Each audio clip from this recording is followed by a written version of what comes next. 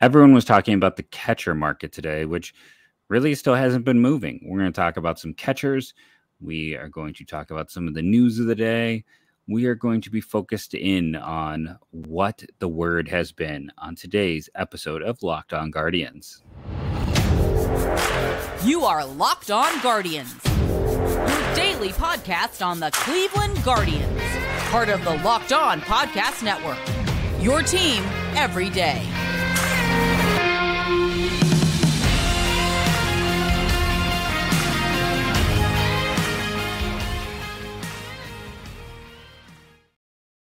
Hello, everyone, and welcome to Locked On Guardians. Today's episode is brought to you by BetOnline. BetOnline has you covered this season with more props, odds, and lines than ever before.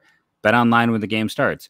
I want to thank you for making Locked On Guardians your first listen today and every day, wherever it is you get podcasts. I am Jeff Ellis, one of the co-hosts here of Locked On Guardians. In terms of special skills, I've been the healthiest of late, on top of spending some time as a national writer when it came to prospects in the draft. Yes, my skill is I've not been healthy as of late.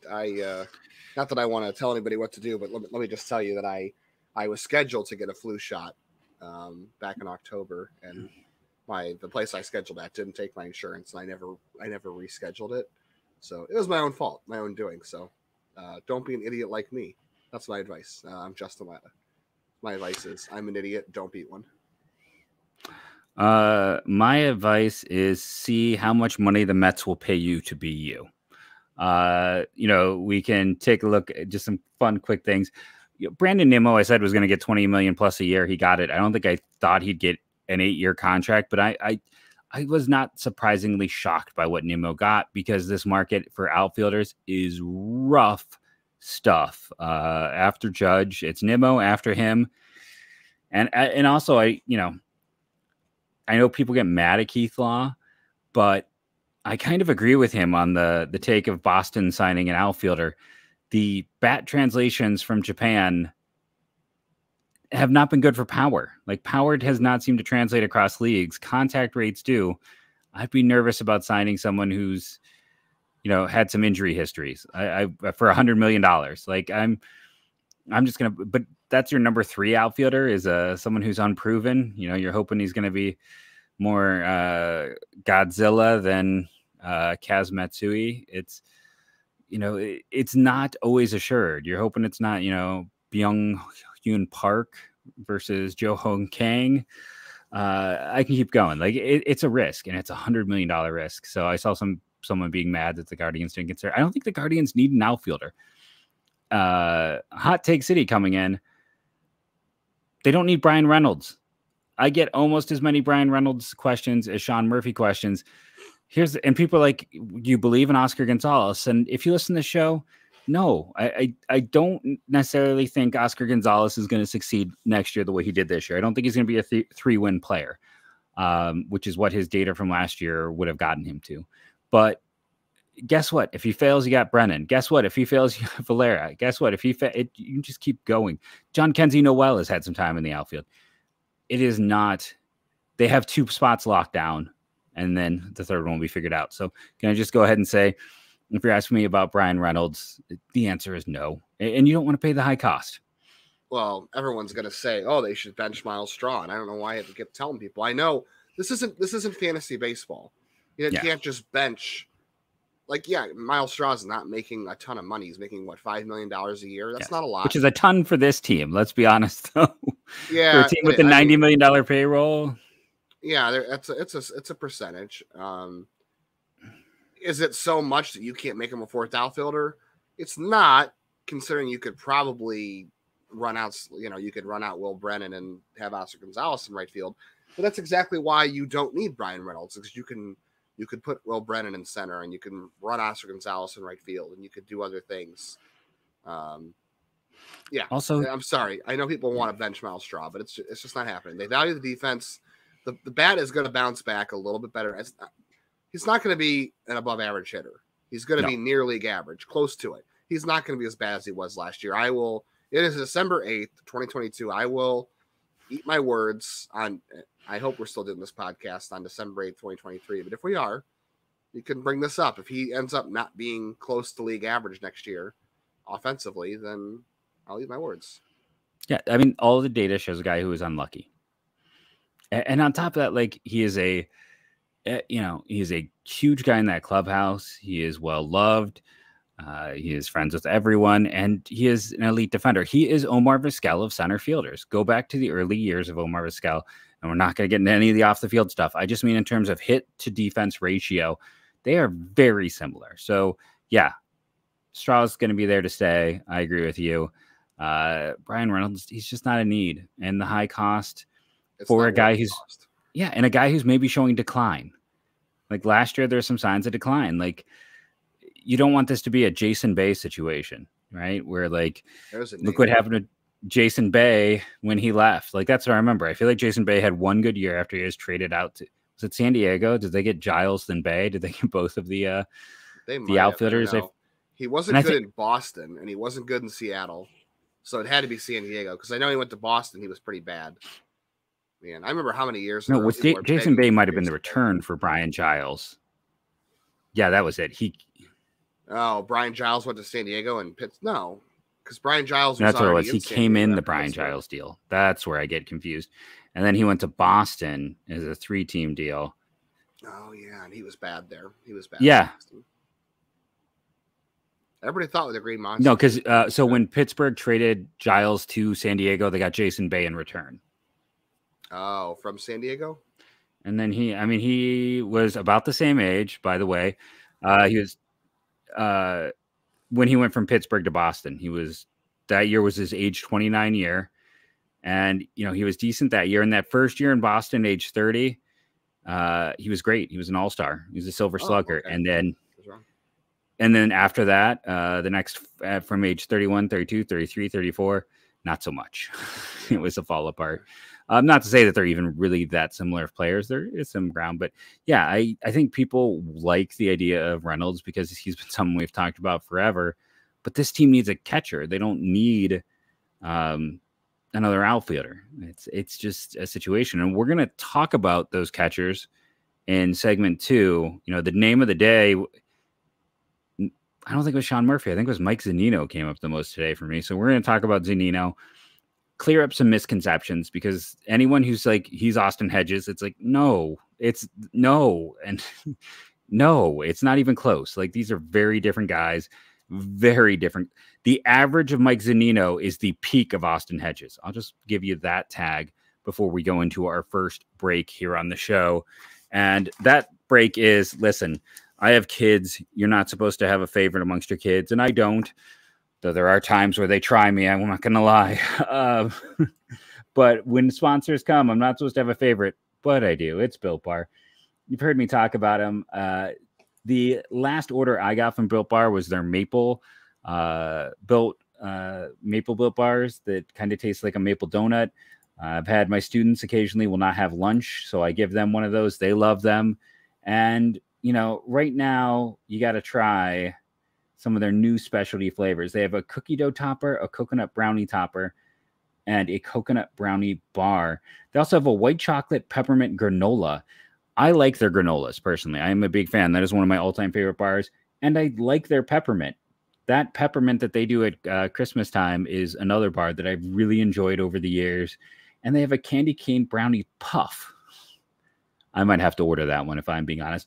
Remember that when you go to BuiltBar.com, you want to use the promo code LOCKED15. I use that code every time. I have told my friends about that. I had friends who get Built Bar who didn't know that we had the best promo code on the market for it. So if you go to BuiltBar.com, use the promo code LOCKED15, you save 15%. Start building up those Built Bucks if you're like me. So then you're saving $5 plus another 15%. And it just keeps going. Built Bar has been my go-to for breakfast as a teacher for the last 3 years. Go check it out for yourself today. Can't recommend it anymore. Built Bar is magical and fantastic. I've been waiting for them to come back on the show to buy some, so now I'm going to go and buy some myself. Now that they're back on the show. The thing that is interesting about Built Bar, hopefully they'll send us some free flavors soon. That's, they do send us that. I'm most appreciative of it.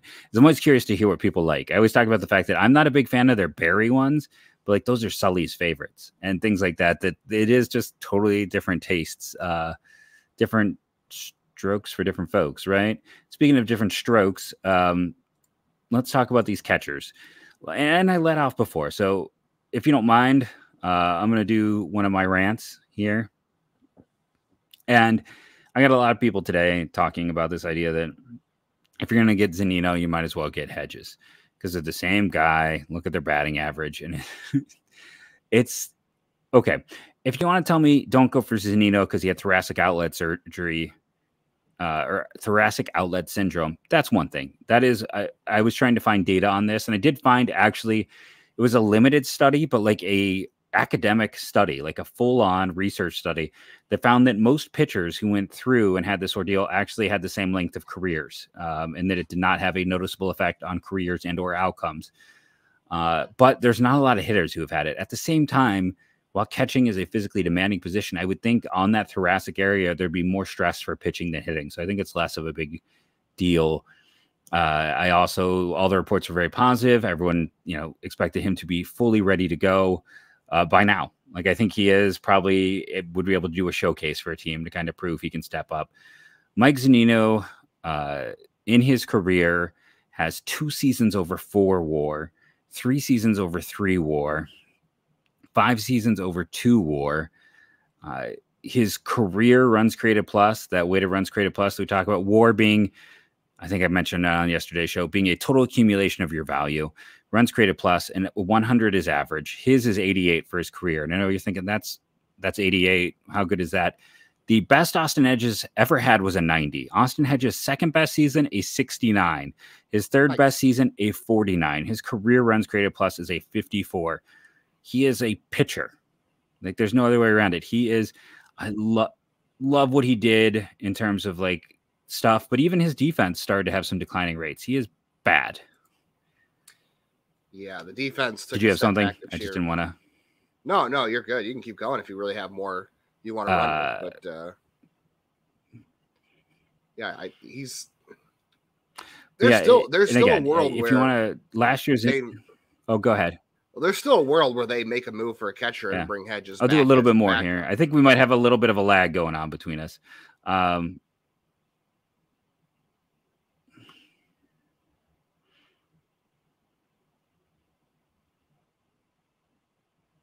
That's not good.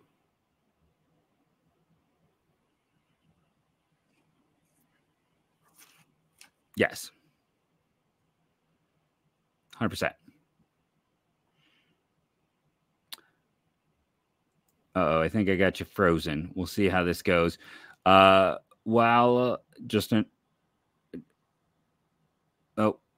Well, I'm going to do a bit of a run here while Justin's computer figures itself out for half a second. My other point is Zunino in his last fully healthy year in 109 games, he had 33 home runs. Yes, he strikes out a lot, but you're getting a player who is an elite defender, had pop times and framing times, and then at the 90th percentile, I mean, higher, much higher. By the way, in 2021, he had the best barrel rate of any player in baseball. When he is healthy, he kills the ball. The nice thing with him is if he is bad, it's probably a similar deal to the Josh Bell deal. It's a 2-year contract.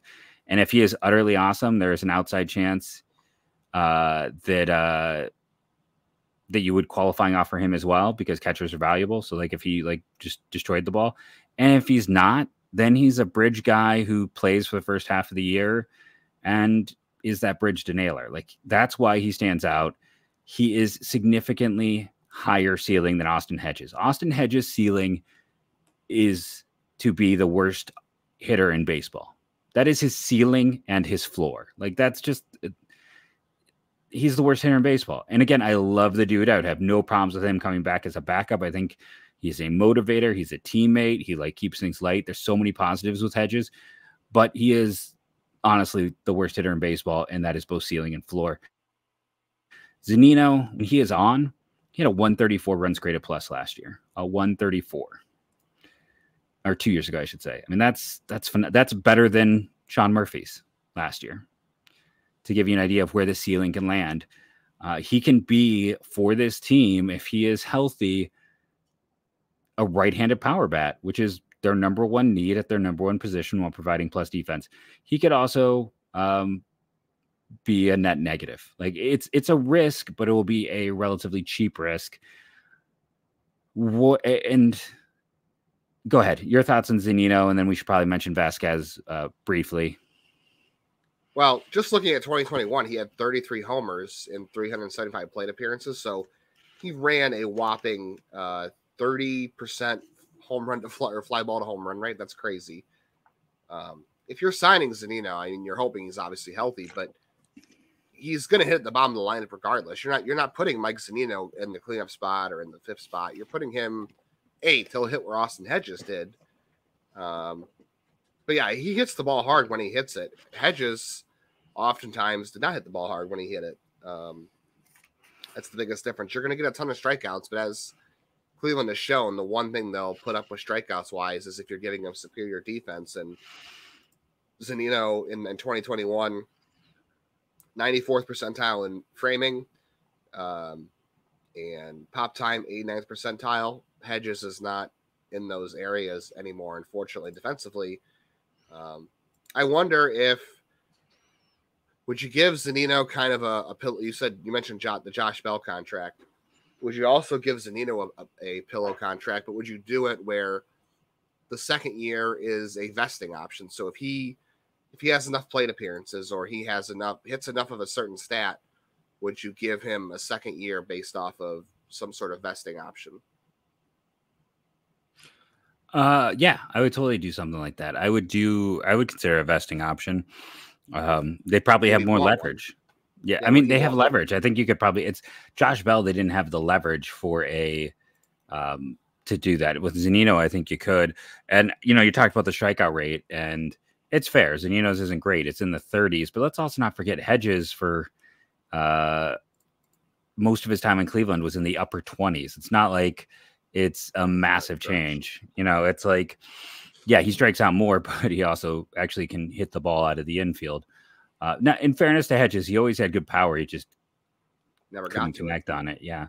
Yeah. Zunino gets to all of his power. When he makes contact, he gets to his power. That's the thing. Like it is pretty much home run or strikeout. He used to walk a little more this year, not so much. I wonder how he'll be after the surgery. I mean, 2021 was his best offensive year, right? 33 homers, a 9% walk rate, 35% strikeout rate, was about the lowest of his career outside of his first season. So, yeah, he hit 216, but he had an 860 OPS. You're telling me last year you would not have taken an 860 OPS from the catcher spot? I don't care who the name is.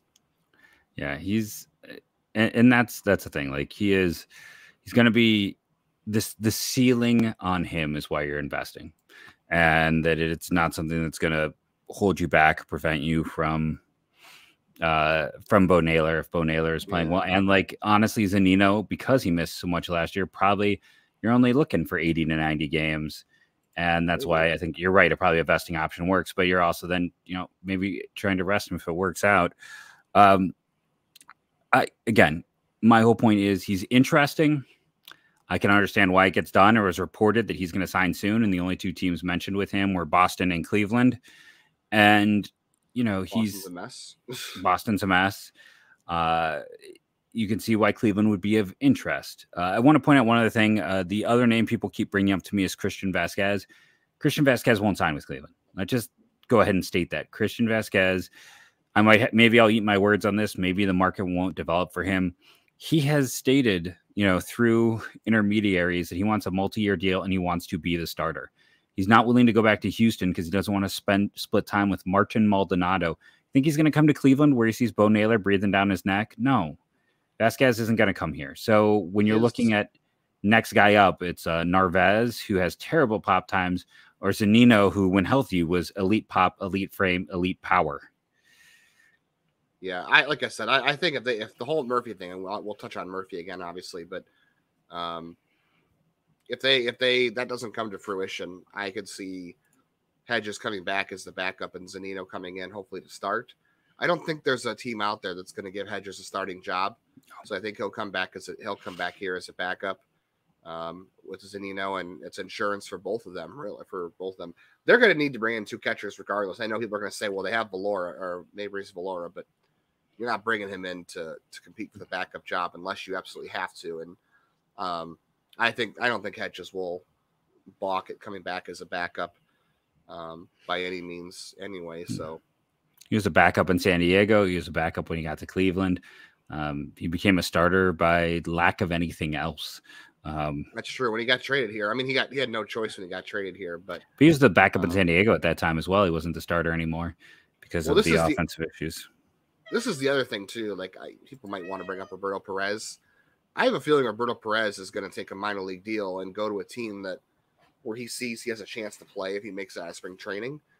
There's no chance for the best chance for Roberto Perez in Cleveland to play would be as a backup, and I don't think he'll want to do that. So I don't think there's a reunion going to happen there unless he suddenly decides he wants to be a backup. But I don't think he does. I don't think he's good. He's at that point in his career where he's going to realize that yet. But they need to acquire 2 catchers somehow, and I'm with you. They're going to focus on pop time. They're going to focus on defense. They're going to look for upside offensively. I know they want to upgrade offensively at catcher, and Zunino could. It's hard not to. Let's be honest. It's going to be hard not to upgrade at that position. And again, I love Hedges. Like, you can read about the Travis Sawchuk piece where it's like how they reprogram the pitch machine, and like it is very clear like how well loved he was and how integral he was at like helping the staff in many ways. But he just doesn't have it.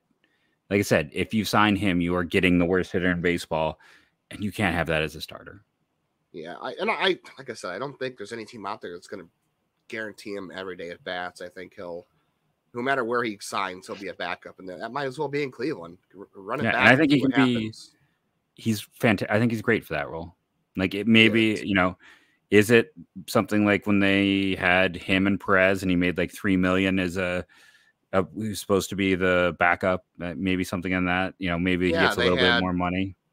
They had like $10 million committed to Perez and Hedges that 1 year, and we kept saying, they're going to trade one of them because they're not going to commit to that much at catcher, but they did the whole year, and they had to because Perez once again got hurt, and they had to hedge their bets on having someone healthy, and they did. Also, I see what you did there. That wasn't intentional. Before we move on to real quick on Vasquez, he already has offers from the Twins and some other teams, I guess, and the Red Sox have interest apparently. He's going to get 3 years, maybe even 4. Cleveland is not going to go 3 years with Christian Vasquez. They're only going to go 3 years with someone like Murphy. They're not going to go 3 years with someone like Zunino. No. It's either Murphy or Zunino, or I don't know what they're going to do, to tell you to be honest. Like, that's where I'm at. Nick Fortes. We still need relief help. I mean, it'd have to. Hey, you could take off the Rule 5 protections on Enright as part of that deal. Side note: if you were to make a trade for Nick Fortes, you could. One of the parts of that trade could be that he is able to, stay on the 40-man, but not have to stay on the 25-man. Give them flexibility. Now, again, if the Enright family is listening, I'm rooting for him to stay on the roster all year. I'll miss him as part of this team's future. I'm rooting for him. I'm rooting the same thing for Kevin Kelly. I'm going to root for anyone who gets selected. I'm always going to root for anyone taking in the Rule 5 to find success. But speaking of success, let's take a successful break here. Come back, talk about pop times, which, I got to give you some praise for in the next segment. And also talk about the Sean Murphy talk of the day on today's episode of Locked On Guardians. But first, this fantastic word from a surely fantastic sponsor. Okay, so you were the first person to really talk, right? That I saw anywhere talking about the importance of pop time. I don't think it is a coincidence. I know that there's a good chance Maybreeze Valora is just a AAA catcher. That I'm blanking on Berglund, maybe was the catcher that got. He is probably a AA catcher. But it is not. I think the fact that both those guys have big pop times help them. I think this is an important thing. And everyone's sitting out there talking about Danny Jansen. He had a bad pop time a year ago. I've talked about how much I like Jonah Heim. Jonah Heim has bad pop times. A lot of players do not get out of that crouch quickly. And it's going to be, and especially with this Cleveland pitching staff, if you have a guy with a bad pop time, every single is going to turn into a triple next year. They're just going to run the bases ragged. I think Cleveland is targeting pop time for a reason. And you were first to bring this up. I guess maybe I was. I don't know. It just seemed like an obvious thing of importance with the new pickoff rule, right? Like when players know you only have 2 chances to throw over, and if you do it a third, you either have to throw them out or they get the next base.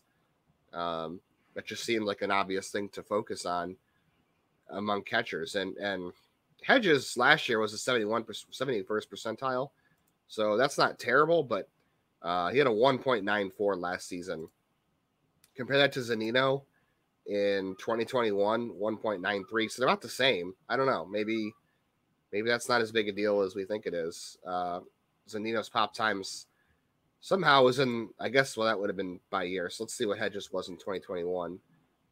I don't know. Hedges was 74th percentile, and I guess there's a big difference between 1.94 and 1.93. Geez, I don't know. I mean, it is. I mean, the highest guy is like a 1.89. It's like every second matters. Yeah, and every 10th is, kind of huge. So I know it's kind of crazy to think that way, but if you get out of a 10th quicker, it's getting there a 10th faster, and that's sometimes the difference. It does seem that, this is going to be something important. It's going to be something to track, and I think they're targeting guys with pop time. So I think it does kind of eliminate, Tom Murphy. Sorry, Quincy, if you're listening. I know he is your dude, but he's another guy with terrible or below average pop time. So it's like, I think that is something that we need to discuss and look at.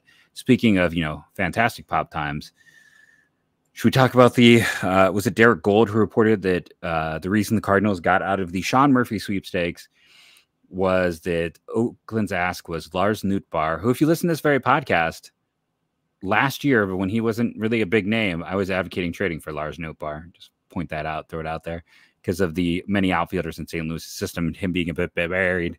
And he was buried. Every Cardinals outfielder. I've wanted every Cardinals outfielder for a while. Nick Plummer was the miss. Nootbaar and O'Neill. We'll see on O'Neill.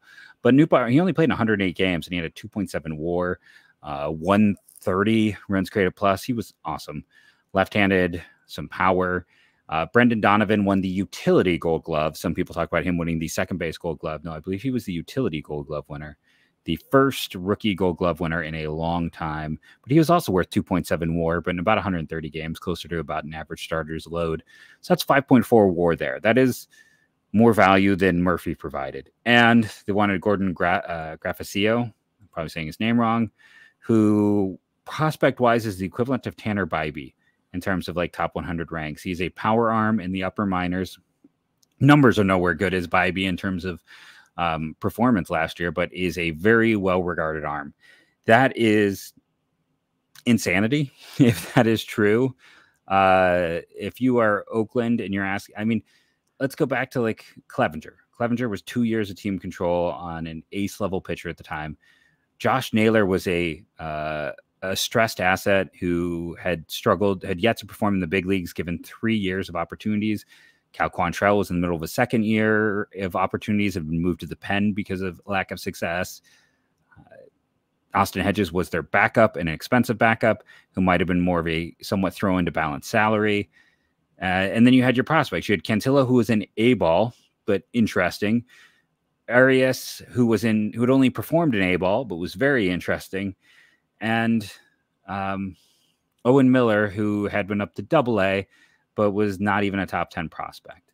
And I bring all of this up to point out the big names were in the low minors, and the guys in the upper minors were distressed assets. Asking for two guys who were well above league average players with 5 years of control each, plus a high-level pitching prospect in the upper minors.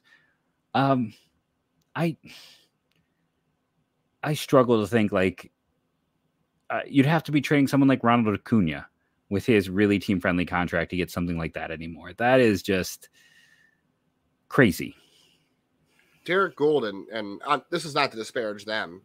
Derek Gould does a good job covering the Cardinals, and the St. Louis Dispatch does. So I don't know if we necessarily know that offer is true, because they could leak whatever they want and say, well, this is why we pivoted to Wilson Contreras, because this is what they're asking.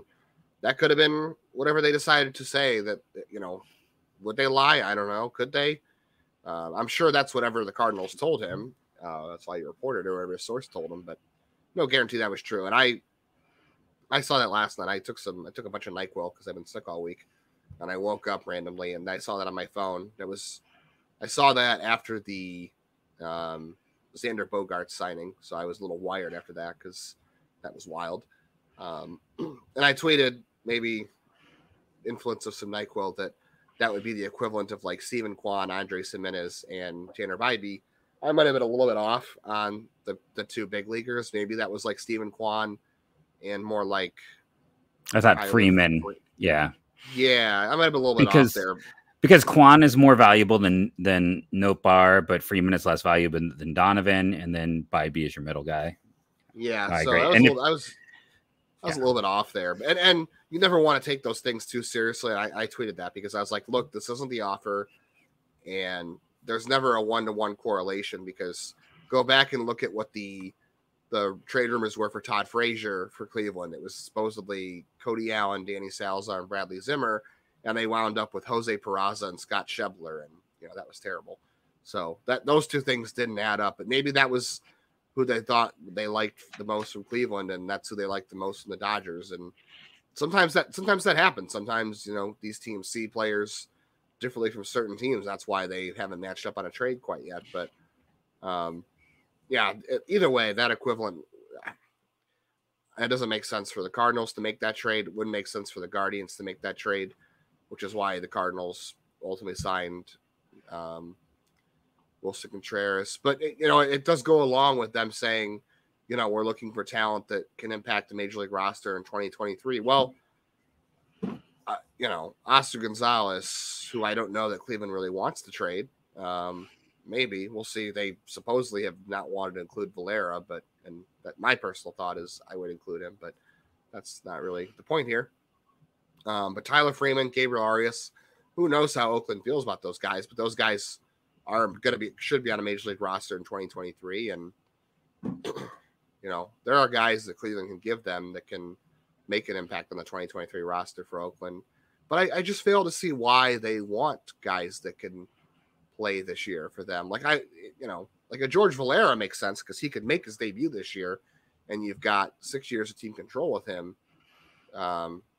You would with Arias and Freeman, I guess, but it's like, why do you want so many guys that are going to help you now? They're not ready to get better now. Maybe they think they're closer than everybody else thinks they are. So maybe we're wrong on that, but I don't know. I just feel like they're not that close. So it just feels like a way for them to say, we're trying to get the offer as high as we can. And if that includes a guy who already has some success at the big league level, that would be great. Like, it just feels like a way to up the ante, I guess. They just signed Jace Peterson and Almady Diaz, who are like backup types at best. Peterson in particular is more of a quad A guy. Connor Capel is still considered a starter for them. And I really liked him coming up with the Guardians, but they got him off of waivers. Nick Allen struggled to hit his weight, and he's, doesn't weigh very much. It's a pretty big bridge to cross to see this team being not last. And their pitching staff too. Look at their rotation right now. Like, Cole Irvin's 28, Paul Blackburn's 29, Ken Waldichuk's 25, James Kaprelian has never really been healthy, but he's 28. No. JP Sears is 26. Those are their projected 5 right now. Their rotation's not young. There's not a lot of upside. Their pitchers in their system, best ones, are still a little bit further away. They got in the Matt Olson deal. So they need pitching, and maybe the pitching they get can help them this year. That'd be fine. But it's like, I don't know. If you're getting guys that can impact in the next, it sounds like they just want to be good by next year or 2 years from now. And I feel like, yeah, you could do that with Sean Murphy, but you did lose one bidder in the deal, so the price has to come down, right? It would just be so silly for Oakland to hang on to him. Like, the trade value goes down in the season because you have less people interested in him, and B, teams are so leery at adding catchers at that deadline because it takes a lot to catch on. So I don't know. It just seems so silly for them to sit there and say, well, we could hang on to him. You could. It wouldn't be smart, but you could. I also want to point out for anyone, be like, hey, wasn't Paul Blackburn an all-star? His FIP, which is a fielding independent ERA, it's the best indicator of future success so far I've heard of amongst pitchers. Boils down to, like, if you have a typical defense, give everyone the same defense, what would their ERA be? 3.66 in the first half. I don't know if I've ever seen one this high. Second half of 7.93. So nearly 8. He was terrible after that All-Star appearance. So they don't even have like the one All-Star was purely a case of a good first half. They've got, I'm a big Ken Waldichuk guy. We'll see, but the rest of it's 4s, and then it's a lineup that I like. Seth Brown, Lariano was not. He's gotten worse almost every year since his breakout. And they're probably going to want to trade him if they can. Yeah, I don't see any pathway to success. I mean, they took Ryan Nuda, former University of Cincinnati Bearcat. I mean, I actually like that pick a lot for them. I mean, he's playing for the Dodgers in AAA, so that's probably somewhere in like the California League, which is hitter heaven. But this is a guy for his walk 16% of the time with 25 home runs. Like, yeah, Nuda should be their DH. Like, try guys like that. Go out and do that.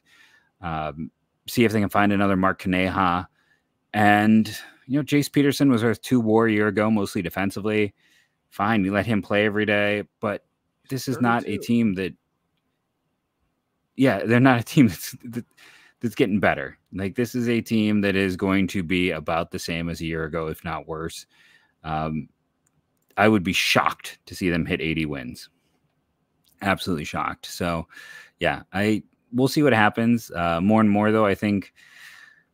Here's the thing. I would love Sean Murphy. I'm not willing to sell my soul for Sean Murphy. So if that's the way it's going to be, and honestly, then let's say you go out and you sign Zunino, and let's say it doesn't work out. Nothing says you can't trade for Murphy at the deadline. When prices will start to sink because of contract and, more time being off that, or if he's not even having, as strong of a year. He is 28. Last year might have been a career year for him. I'm not saying he's going to decline, but there's a chance it goes down a little bit, and then his value goes down a little bit for 2 different reasons. So I would still love Sean Murphy. I still think he's the best option. But if Oakland's going to play these games, and I feel like they have been playing games like crazy with all the releases, then give me Zunino, give me Nick Fortes from the Marlins. He is my catcher crush. I am not trading Bybee for anything right now. Flag in the ground. I am not trading Tanner Bybee. Hot take.